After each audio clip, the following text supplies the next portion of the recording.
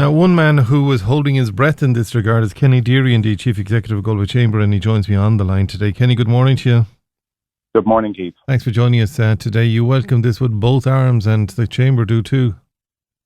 Absolutely. If I could tell you, and I'm only about 2.5 years in role, the amount of meetings that have taken place on this very topic, and indeed Senator Klein was talking to predecessors and individuals who've contributed days and indeed weeks of work into this over time. This has been a long-running project, and I think there's a significant milestone achieved in the result that filtered out yesterday evening in the midst of a storm, that we have finally got that approval. And this, I was posting on social last night, Keith, this just isn't approval on a whim. As those speaking before have talked, this has been a long and an exhaustive process, and hopefully a comprehensive process, and one that's robust enough now to stand the test of time so that we can move forward. Now, the amount of work put in by ARUP, indeed, in consultation and otherwise, has been absolutely tremendous. And somebody had sent me, I didn't bring it with me downstairs now, but apparently, I mean, the costs involved in this already are quite significant.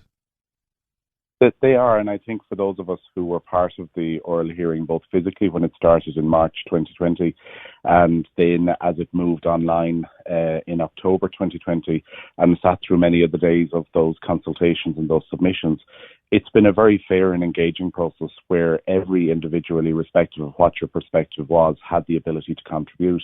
And once you looked at the amount of professionals and the amount of professional opinion and reports that have been generated and sought and fed into this process, this has already attracted significant cost. I don't think any of the detractors or supporters of the project could say that they didn't get their fair ability to contribute, because it was very inclusive. And I believe, there's some conversation coming up in terms of, what's the next stage of objection? And I actually think, such a robust process has taken place. All those points have been taken on board, and yet the inspectors have held in favour of supporting this project, this long overdue project for Galway. And I think, your listeners don't need reminding, this is decades in the making, and it's not about building new roads for the sake of them. It's about allowing our city to develop and grow in the same way as others have around the country, and indeed at European and global level.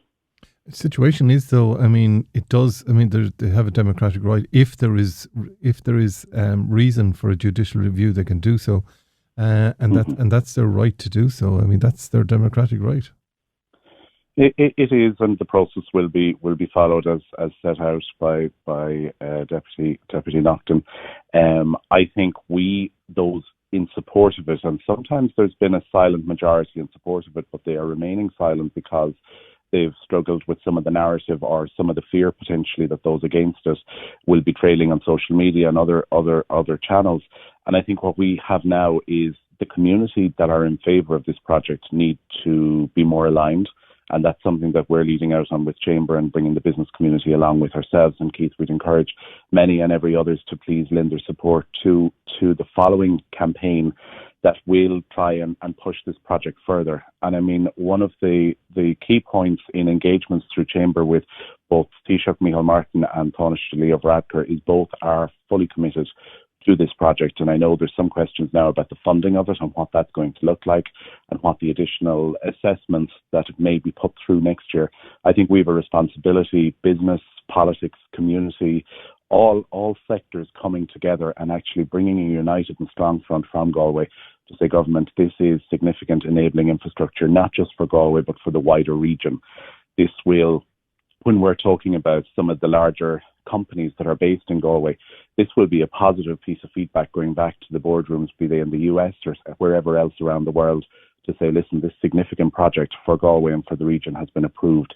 This supports our continuing to invest in this location and create employment.